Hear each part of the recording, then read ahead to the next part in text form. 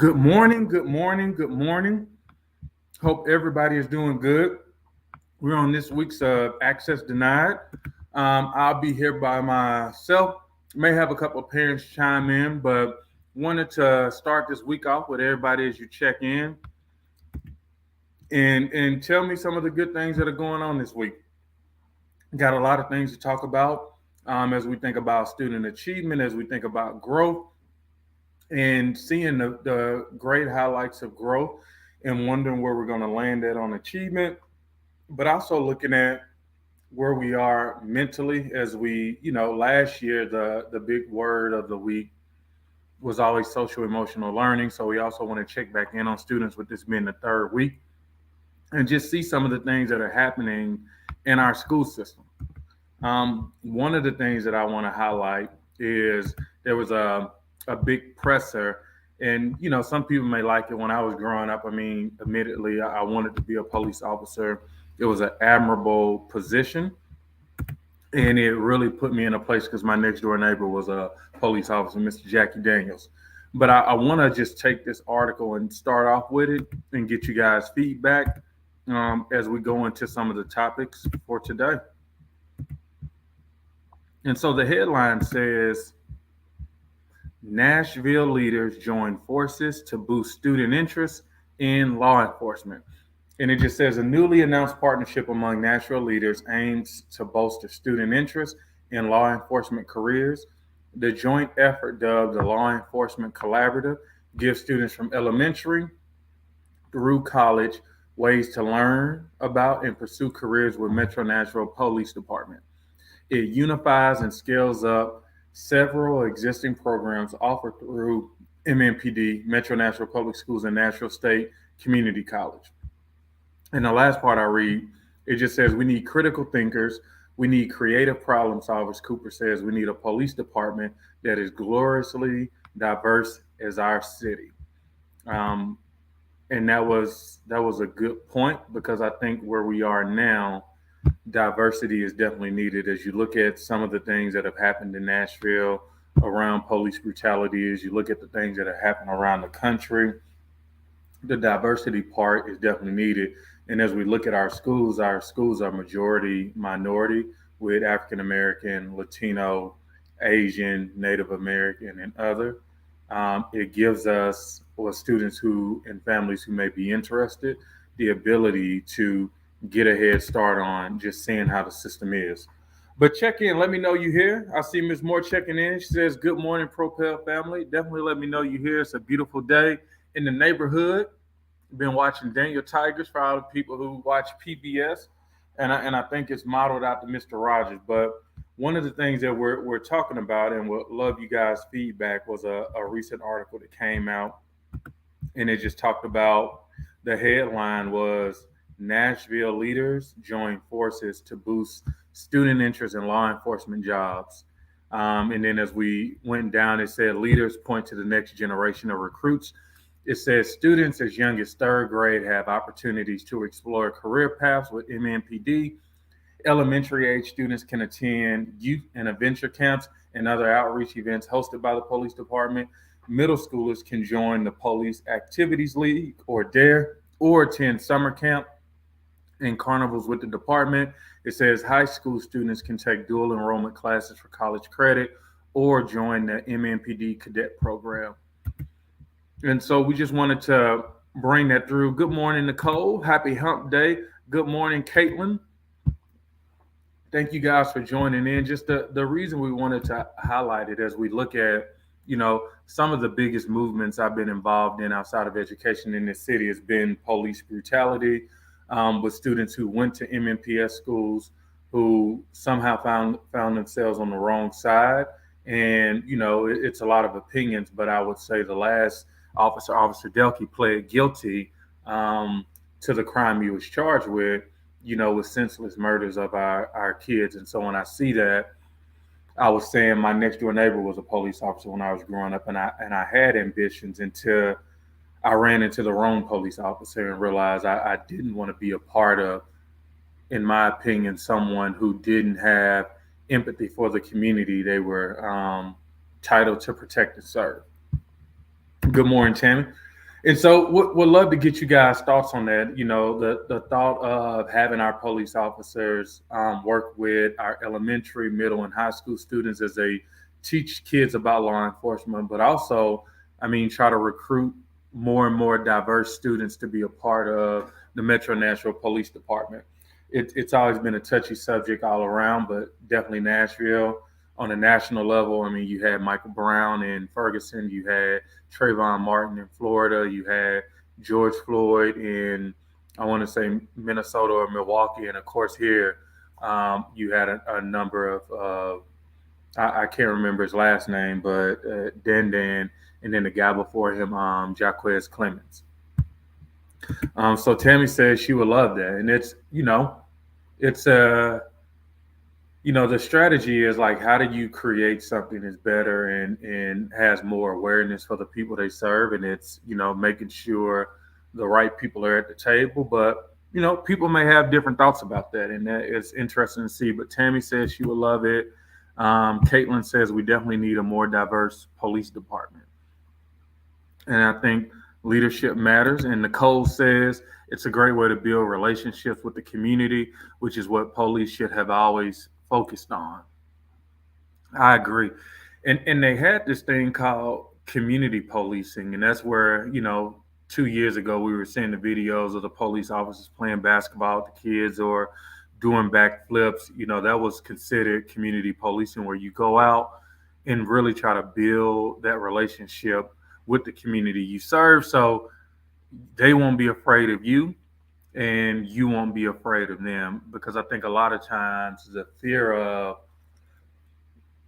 like myself, I mean, I say myself included, when you see police, you run. I mean, that's just the first thing to come to your head. Police, run. And I think police, when they see, in my own personal opinion, uh, a black man, it's I don't know what they're thinking, but it's hardly in a place of, okay, it's gonna be okay, instead of being on alert. Um, Avanya says she thinks it's a good idea. Kendall says, good morning, Kendall. But yeah, going back to Miss Christmas' comment, she said, I think it's a great way to build relationships with the community. And so, what are some of the way? Well, why don't we think that it hasn't been that way, where we haven't been able to build relationships with our police department and the community? Just growing up with my neighbor, I mean, watching him go from a regular cop with his police car to being undercover, and but knowing him on a personal level, coming out, I'll see him riding his motorcycle, I see him working with his dogs. Like, that was a relationship where I was like, hey, like, that's something that I want to be involved in. Like, he is a man to be respected. He had a lot of respect in the community, and he gave a lot of respect, even though he had the power. And so this would be interesting, 5 years down the road, to see how the schools and our kids adjust to this program and potentially become a part of it, and see if it changes, I don't know, the ecosystem in Nashville. Avanya says, oh, well, Kendall says it's an issue of trust. Yep, I totally agree. And Kendall, and I don't know if you saw it, but there was a big announcement that the police department was doing more in our public schools to not only build the relationships, but do the programs like DARE and the MMPD cadet program, and giving middle schoolers the chance to shadow, but also giving high schoolers the opportunity to enroll in the academy after they graduate as a cadet. And so Ms. Moore asks, what happened to DARE anyway? That's a good question. I mean, one of the things in elementary school that I remember, I'm trying to remember the animal that they had as a mascot. Maybe it was a giraffe or maybe it was a lion. But the DARE program was pretty good as a kid.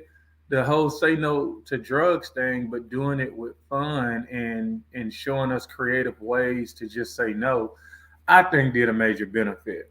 Um, and one of the things I remember, like, you know, smoking weed in school, you didn't see much of it. And if you did get caught smoking weed in school, it was likely you were going for a big suspension or even expulsion. And I think nowadays in schools, you go to a 2 or 3 day class to talk about what happened, why it happened, and why it's not the right thing to happen again. But it goes to show you that times have changed. Times have definitely changed, and maybe it is the DEF program that helps out. But Tammy says middle school out of elementary and high school, to me personally, needs the best relationship with the police department before they can make it to high school. Yeah, and I agree. I think my video maybe went out just a little bit, so give me 1 minute. I might have to put this on my cell phone and do it like that. Let's see. But yeah, keep the comments coming.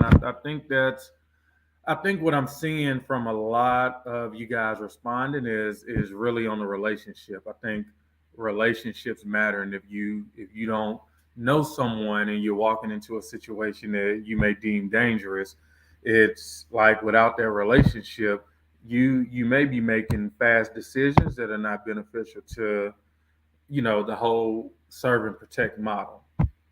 Okay, Ms. Williams says many white police practice police in black communities with a preconceived notion that black kids are prone to participate in violence, gangs, and drugs.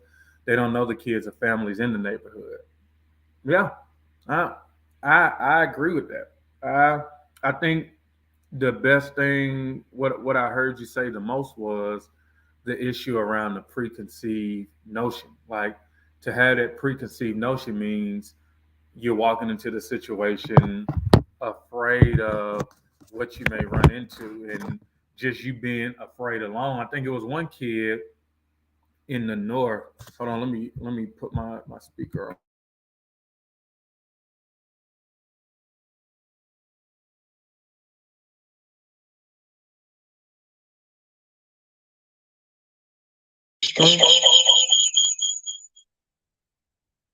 Okay. All right. Got it working. Troubleshooting at the best. And I remember this story, and it was so unfortunate, but the police officer thought she was grabbing her gun. I mean, her stun gun, and grabbed her real gun, and the kid lost his life. And I think those were instances of, I don't know what was running through her head. I would say, who am I to judge? But I am judging as a trained professional. You should know the difference in touches. I know the difference in my keys. I know the difference in my weapons. And but again, we don't know what's going through their head. And she says it's a great way to train kids to police their own neighborhoods. Man, think about a day. When we talk about, what we always say, it takes a village to raise a child. Think about the day when a community, and that's a good point, Miss Williams, that you got kids who grew up in the neighborhood, went to college, came back, and now they're policing their own neighborhoods. And that conversation that you have with the kids in their neighborhood, whether they're on, doing great things or they may be struggling a little bit, like that would go a long, long way. And I think other communities have had that. Other communities have, as Italian Americans were coming up, they were getting involved in the police department. And to have someone who went to school with you or knows your father, your mother, the relationship is can be gold. So I'm gonna put more information out about it. Just I felt that it could be a good thing. I really wanted to pick the brain of parents to make sure that you felt that was the right move. But the consensus is that is a great way to build relationships. It will help in preconceived notions from what you think about a student rather than what you know about a student. So yeah, Officer Drake, I mean Chief Drake, thank you for that. Chief Drake was a man I remember doing the police athletic league at East, helping run the basketball programs many moons ago, before he was even close to being chief of police. And so I think it's those experiences that help prepare leadership to lead in a way that you serve the community based on what we need, not what you think we need. And so thank you for that. So the next thing that I want to talk about is as we think about academic recovery. as we think about being in the pandemic for 2 years, essentially 3 school years, well, 2 school years, and coming out and realizing that our kids are far behind and coming up with a lot of plans and a lot of programs. But this next article, and this is likely to be the final article, really talks about acceleration versus academic recovery. And I think why I'm talking about this, guys, like even as I looked at my son's TN Ready scores, my son historically is, he's done well. It hasn't been his best, but he's been in a sense where he is doing better than he should be doing. But when I looked at his last, two tests, I realized that we have some gaps and we need to catch up. And so this article that I'm going to read, it says for students academic recovery, it's acceleration versus remediation. And it says school districts armed with hundreds of billions of dollars in federal recovery aid are eyeing whether challenging kids with accelerated grade level work is more effective at catching them up than remedial strategies. In my interpretation from this, and if we got some educators on the line, feel free to tap in. So it's asking, is it if you're in the eighth grade, but because of the pandemic, you're academically in the sixth grade, should we still be giving you eighth grade work because you're in the eighth grade, or should we be giving you sixth grade work because you missed out on a lot of skills during the pandemic? And I would love to hear from parents about this. So your kid comes out of March 2020, I think it was March 6th, March 13th, pandemic hits. 2 days later, the school shuts down. We're out that year. We come back and we're out again. And then now we're back. And so they went from the sixth grade to eighth grade. As you watch your kids doing the work, whether it's reading, science, or math, you realize that there are some gaps that you just did not realize until you can listen to your kid hand in hand at home. And so now that they're in the eighth grade, would you want to give your kids the eighth grade work, or would you want to give them the sixth grade work because academically they're there? Okay, let's see. So we got some good morning. I think Rhea is good morning. Rhea is still not wanting to let StreamYard check her in through Facebook. Miss Moore says, okay, Miss Williams says I went out. Okay, let me make sure I'm back in. Ms. Moore says she doesn't agree.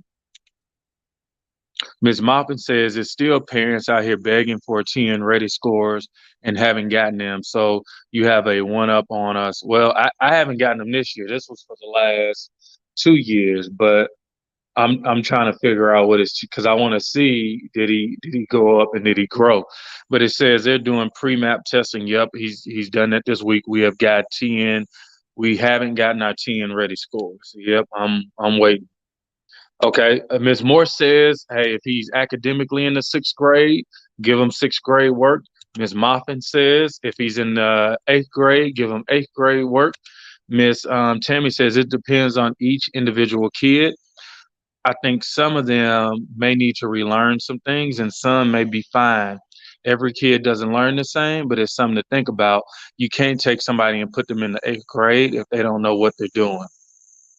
So this is a really good conversation. I think it's divided, and feel free for others to tap in. And one more time, the question is, our kids have been in the pandemic for 2 school years. They finally got the chance to come out of the pandemic, and now a kid may be in the eighth grade, but academically, by his TN Ready, by his MAP scores, he's still in the sixth grade academically. He just have not been able to master those skills. And so the question is, what do you do? Do you keep them in the eighth grade and give them eighth grade work, or do you give them sixth grade work where they're academically at? All right, and then Miss Taylor's chiming in. She says, I was confused. My daughter received A's and B's in math and on her report card, but her scores that I just viewed state she's below. Okay. And Miss Booker says, I would recommend they receive grade level work and give refreshers. And Mr. Trumbull says, good morning. So I'm going to tell you, I think there's no right or wrong answer with this conversation. I think the right response and the right direction is you having that conversation with your child's teacher, the grade level teacher, the principal, and whoever else is in charge to make sure you create a plan that may work. Because some parents may say, hey, like, we're going to do sixth grade, but we're going to do extended school year so that we can get them caught up. And one parent may be, look, we're just going to do eighth grade. And while we're doing eighth grade, I think we have personal learning time. We're going to have to do the remediation, or vice versa. Do the sixth grade work, and then in personal learning time, do the seventh and eighth grade work. I think what we have to do. Okay, I see you, Miss Moffin. You beat me to it. Why can't there be a balance of both six and eight? Oh, you beat me to it. PLT, personalized learning time. And Ms. Williams says you put them in remedial for the subject and focus on bringing them up to standard. This is why I love this conversation, and this is why we do the work, because a lot of parents like you guys are giving some of the best responses, and it's clearly not a right or wrong. It's what do you think is best for your kid, and how do you have the best plan by the time they graduate to have them at grade level. I think what we have to do with a lot of our other families who, Snoop Dogg said the game is to be sold, not told. I think we do it the other way. The game is to be told, just point blank, period. And I think we got to let parents know the power that they have, because any direction that you guys have just given can be the direction that you create the academic plan for your son or daughter. I'm gonna go back to a couple more comments because this is a good response. Miss Taylor says that's why we have IEPs, so kids can learn on their level. It's to meet them where they are and help them to succeed. Yep, I appreciate that. And Victoria, Miss Gordon says, I agree with giving them both grade level work, because IEP parents, our kids have both grades of work that our students have to do. And it's a model already there. Like if you have an IEP, um, whether it's on either end, whether they, advance academics or they need the remediation, like you actually have the power to pick and choose how your kid would, definitely with feedback from some of the professionals at the school, but as a parent, you know your kid the best. And I love the way IEP parents get the feedback, but also get to provide the direction. I hate the way, as I've been on many IEP meetings with many of you guys on here, is we don't follow it. We have really good meetings. We give really good praise to say, student A is doing so well, and this is what I think. But when we circle back in 3 or 6 months or the year after, you realize that a lot of those things in the IEP haven't been followed, and we have to figure out, like, how do we continue to really hold the system accountable to even follow the IEP. Miss Shamice Booker, who's a tutor, I'm just putting the plug out there for her. Reach out to her. Says, in relation to math, I have some eighth graders who do not know multiplication. So any other area related to that, they're suffering. In my center, we focus on the current by retracting what they like. That's a hard one, Ms. Booker, but thank you for doing the work that you do. But that's a hard one. And I get where you're saying. I believe in math. It's hard to get eighth grade math if you don't know multiplication, which I think we started maybe second, third, or fourth grade. I can't remember, but it's hard if you can't do addition and subtraction. You can't do multiplication. If you can't do multiplication, you can't do division. If you can't do regular division, you can't do, like, math is very, very, very foundational. So thank you for highlighting that, because it matters. Good morning, Miss Hope. How you doing, ma'am? Miss Christmas says, I agree with the PLP, personalized learning plan with intensive follow-up. It's not the kids' fault that these teachers have failed. I'm gonna come back to that, Miss Williams. And Miss Tammy says, that's so sad. Better eighth graders that don't know multiplication. How did they even get, like, Tammy, I ain't gonna lie. That's as I was reading the comment, I mean, that's our reality. And it is, if you know that's our reality, it's hard to bounce back for the families on their own. It is going to take tutoring. It is going to take remediation. It is going to take personal learning time. But that's a hard reading it. That was hard. That was hard. Shamika says, I'm running behind on my way to school. Hey, Get your education on, Miss Hope. Get your education on. Thank you for tuning in. But Miss Booker says, in relation to TN Ready, my son received all A's and his TN Ready score says approaching. However, his previous TN Ready scores are exceeding. My observation is the preparation for these tests, one school prepped him extensively, while his current school did not. There we go. I mean, that's, and then Miss Christmas says incompetent teachers. And I think, the same way with parents and teachers, we know there are a lot of good teachers, but in essence, and I think you're referring back, Miss Crispin, to the eighth grader not knowing his multiplication. I think that's just, what do they call it? Since we're talking about law enforcement, well, that's law. I would say gross misconduct. What would be illegal that the police would arrest somebody for? Is that highway robbery or larceny? Because it incompetent, and I'm gonna agree with you on that. The school and the teacher knows, especially the math teacher knows, that a kid does not have a certain skill, and they continue to ignore it. And Ms. Booker, I'm just gonna go a step further, and we can follow up offline. I would love to talk to that student's parents and just see how they feel, because I think listening to that, I can't keep going, and I hate that I keep harping on that, but I think Tammy would agree that's kind of hard to move past, like eighth grade. And kudos to the parent. The parent is like, look, we're gonna do whatever it takes. Like, while some people may say, oh, parents are lazy, like this parent is going above and beyond, but in essence, her kid is still missing some critical foundations in order to do math. And without those, Ms. Booker, they won't be able to get through the EOCs, the end of the course, once they get to high school. Kendall says, to quote Miss Sonia, if you don't have a personalized learning plan, then how can you structure the personal learning time around your child's needs?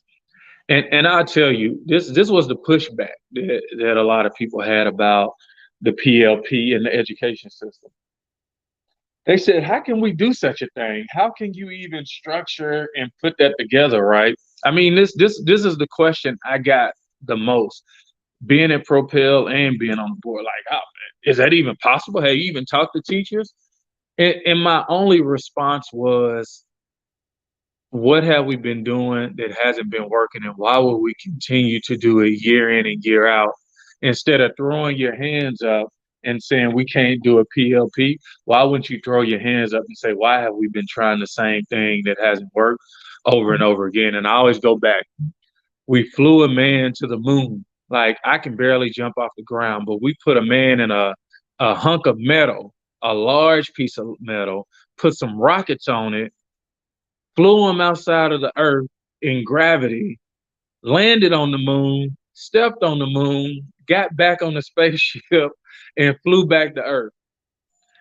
If we can fly to the moon, I'm pretty sure we have some special people that can create personalized, not just personalized learning time, but personalized learning instruction that's able to help kids get caught up and learn multiplication before they get to high school. Shamika says, I hope everyone has a blessed day. Make today better than yesterday. I guess she came with a motivational moment. Miss Moffin says, false advertising. Ms. Booker says, I don't want to blame the teachers. I blame the resources given. Metro guidelines for each lesson has been a week. Most kids cannot grasp a subject within a week. So I'm going to stop on that too, Ms. Booker. So some kids going to get it in a week. I mean, but I think I can talk from my personal experience. I was probably one of those kids that wasn't getting it in a week. I was probably one of those kids that was just like, I'm gonna fake it till I make it. I ain't gonna cause that much trouble. And I'm a look on the. I mean, let's just be honest. Like, looking on the paper to my left, looking on the paper to the right. Hopefully, somebody felt sorry for me and kind of slid the paper over, which happened. And yeah, like, for a week, like, some kids can get it in 2 days, 3 days, and so the week works. But some of the kids, and it may be these kids who are struggling, it's just not gonna work in a week at all. And Miss Moffat, follows back with communication with the parent and the child. And so we're recording this, and so I appreciate this conversation because I think what should happen, Miss Booker? I'm a calling you. I see you got a couple more comments, but what should happen after the assignment? Like, how do we put that together? Like, we work on it for a week, and the teacher knows they have to move forward. What can they do in order to make sure they don't leave the kid behind, or not even leave the kid behind, but drag the kid along instead of walking with them? The kid is being dragged because they don't get it. And Shami says, John is not just one student. Over 35% of my students lack the foundation. So now house school is kicking their butts. Parents aren't interested until GPAs are important. Yep, there we go. And Victoria says, Ms. Moffat, I'm begging to form my child's personalized learning plan for his homeschooling learning this school year because he is in the 8th grade and I don't know any multiplication or division, but I see hope for him to get it with a math tutor. Make one more plug for Miss Booker. Maybe we can find a place, Miss Booker. Put your center on there. I think that'd be helpful because honestly, my son struggles in math too. Ms. Taylor says the curriculum is set up for our kids to learn on the same level when they are not. We need more one-on-one teaching. They need to meet children where they are. And so, Ms. Taylor, what we were just saying, I think we all agree. We definitely got to meet the children where they are. I think our demand has to be that the school system has to see it that way as well. I think as a school system, we got to be more transparent with our families, just where our kids are. And who wants to have a difficult conversation? What 5th grade teacher wants to tell their 5th grade mom that their rising 6th grader doesn't know their multiplication, and so they don't. They say, "Oh, Jason was a pleasure to have in class. We had a couple of hiccups on behavior, but we finished the year strong," and they never touch on the issue. So is that a consequence? I mean, we don't want to demonize teachers, but if I go get my oil fixed and he didn't tell me that I blown a gasket, he just fixed my oil, like that's a problem because I wouldn't even got my oil fixed. I'm just gonna have to get a new engine before I get my oil fixed instead of riding and blowing my engine even more. Kaylin says teachers need to be able to take more time with students who need it. This is good feedback. And thank you, Ms. Booker, for posting that Math is Love tutoring. I can also be contacted by phone. And I'm not the one to plug people just for everything, because we all get hit up for, our fundraisers for our kids. But I think with things like tutoring, just where we are now, if there's an opportunity, I say definitely take it. And Ms. Taylor says they need to use this money we're supposed to have for resources for our kids. And I agree. And so one of the things that I want to do, and I saw an article and I'm looking for it, but it was essentially an article that talked about our recovery funds. The only reason I didn't post it on my page because what I've seen in the past, they say it may look like we have all this money left, but we just haven't gotten reimbursed. We've already spent the money, we just haven't gotten reimbursed. But it was an article that essentially said there were close to $250 million left in the recovery fund. And what there was during the pandemic, when we got how much did we get? $1,200. When we were getting our $1,200 stimulus checks, school systems, metro governments across the country were getting hundreds of millions of dollars. And I think in the case of Nashville, we probably received 336, or I think the article may have said 400. And out of that, I think we have nearly 250 left, is what the article says. But again, the reason I didn't post it because what they have said in the past is, yep, we have spent the money, but we haven't been reimbursed because it's a reimbursement some to that effect. But we'll talk about that next week because I just saw the article yesterday. That's a good point, Miss Taylor. And then Miss Tammy says, years ago when Tennessee Lottery came in, I always wanted to go into the school system at the beginning, like kindergarten, and make a foundation. But no, they did a Hope Scholarship to some kids. If they don't get their foundation, they won't earn that scholarship. And that's been a hard one because it says you either have to have a certain GPA, or you have to score a certain number on your ACT. And if you've gone through our fellowship, you have seen our ACT numbers. I think the average across the whole district was maybe a 18 or a 19, no higher than a 20.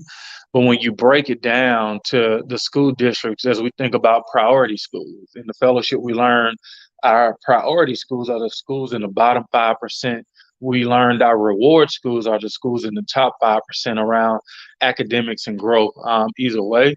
And, in the Maplewood cluster, the elementary, the middle school, and the high school is bottom 5%. In Whites Creek, the elementary, the middle, and the high school is bottom 5%.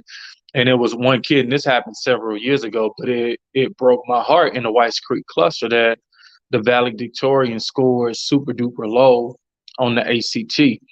And I don't think a lot of people talked about it because that's a touchy issue, and you don't want to mess with a kid's self-esteem.